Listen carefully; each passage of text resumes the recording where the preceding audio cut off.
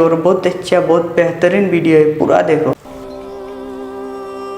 दोस्तों, इब्राहिम तरोरे का नाम इस वक्त इंटरनेशनल मीडिया में छाया हुआ है। वो अफ्रीकी कॉन्टिनेंट की जिसका नाम जहन पर आते ही कमजोर अर्थव्यवस्था, भूखमरी और बेरोजगारी का शिकार होते काले लोगों की तस्वीर जहन में आती थी। लेकिन इस मुस्लिम लीडर के उदय के बाद कयास ये लगाए जा रहे हैं कि अब अफ्रीका के हालात बदलने वाले हैं, क्योंकि उनकी धरती पर सदियों बाद एक ताकतवर नेता का जन्म हुआ है। मात्र 34 साल की उम्र में बुर्किना फासो की सत्ता पर विराजमान हुए। आते ही फ्रांस की आर्मी को अपने देश से बाहर निकाल कर फेंका। इजराइल, अमेरिका सहित पूरे यूरोप जगत को खुली चुनौती थी कि अब वो अफ्रीका सहित मुस्लिम देशों में अपनी दादागिरी बंद करते। न ट्रंप कुछ बोल पा रहे हैं, न फ्रांस के राष्ट्रपति इमैनुअल मैक्रों और न ही नेतन्याहू। अब आपके जहन में ये सवाल जरूर आ रहा होगा कि इब्राहिम तरोरे से पहले भी न जाने कितने मुस्लिम नेता आए और गए।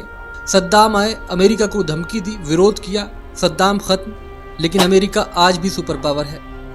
इसके अलावा गद्दाफी और दर्जनों ऐसे बड़े मुस्लिम लीडर्स हैं जिनको अमेरिका ने कुछ ही वक्त में अर्श से फर्श पर लापटका। तो ऐसे में अमेरिका के लिए इब्राहिम तरोरे कौन सा बड़ा मसला है? लेकिन दोस्तों, जरा ठहरिए। इब्राहिम तरोरे के केस में स्थिति बिल्कुल विपरीत है।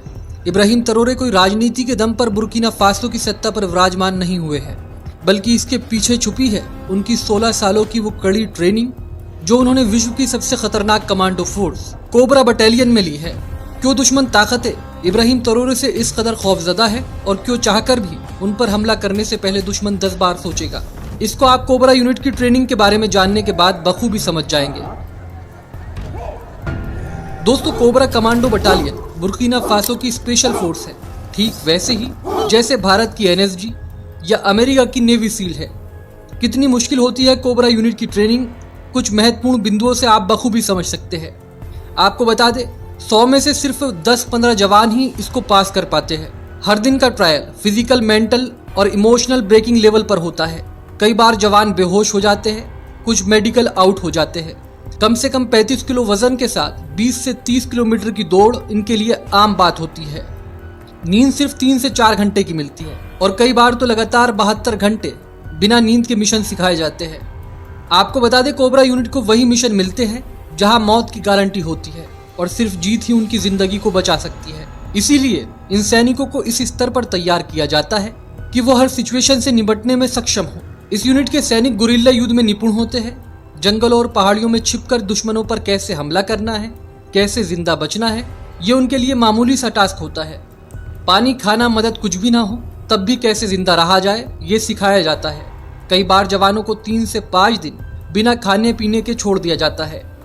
इसके अलावा रात में बिना लाइट और नाइट विजन के दुश्मन को कैसे तलाश करना है, दुश्मन को मौत के घाट उतार कर कैसे लौटना है, ये इस बटालियन के लिए कोई मुश्किल काम नहीं है। इसके अलावा स्नाइपर मार्कमैनशिप ट्रेनिंग भी इनको दी जाती है, यानी कि इस यूनिट का हर जवान बेहद सटीक निशाना लगा सकता है, चाहे दुश्मन कितनी भी दूर हो। इसके अलावा दुश्मन द्वारा लगाए गए बमों को भी डिफ्यूज करना इनको सिखाया जाता है। इब्राहिम तरोरे इस वक्त 36 साल के हैं, जिनमें से 16 साल उन्होंने बुर्किना फासो की आर्मी में ही बिताए हैं। वो क्यों अन्य मुस्लिम लीडर से अलग है, उनकी उपलब्धियां जानने के बाद आप खुद ये समझ जाएंगे। आपको बता दें, वो आर्मी में टॉप रैंक के साथ भर्ती हुए। उन्होंने बुर्किना फासो की सबसे प्रतिष्ठित सैन्य अकेडमी से ट्रेनिंग ली है और वो शुरू से ही अपने बैच में टॉप परफॉर्मर रहे हैं।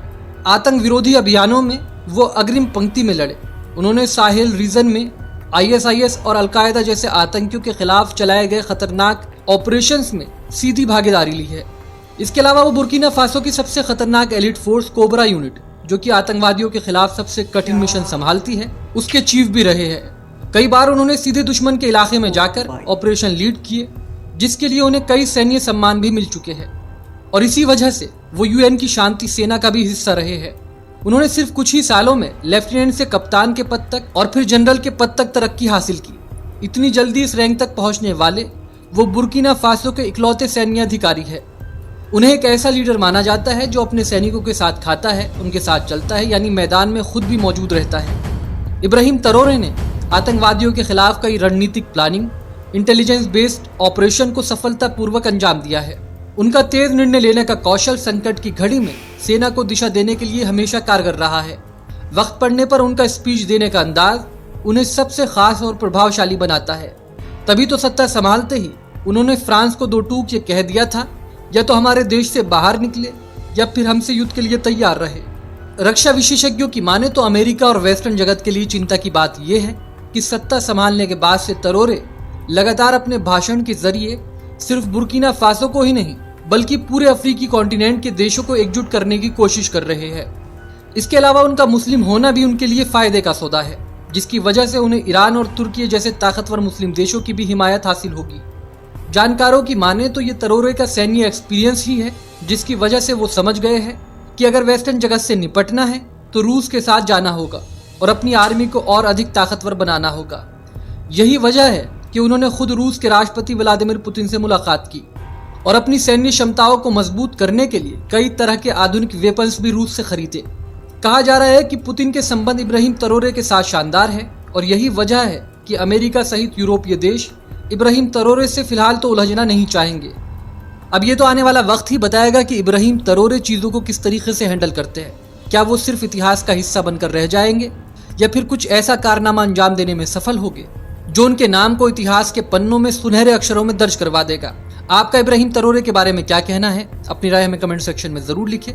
फिलहाल हमारी इस रिपोर्ट में इतना ही। हमें दीजिए इजाजत। शुक्रिया। जय हिंद। तो आप लोग देखा है और अच्छा लगा तो मेरा चैनल सब्सक्राइब कर लीजिए। अस्सलाम वालेकुम, अल्लाह हाफिज़। नेक्स्ट वीडियो में मिलता हूँ, ठीक है।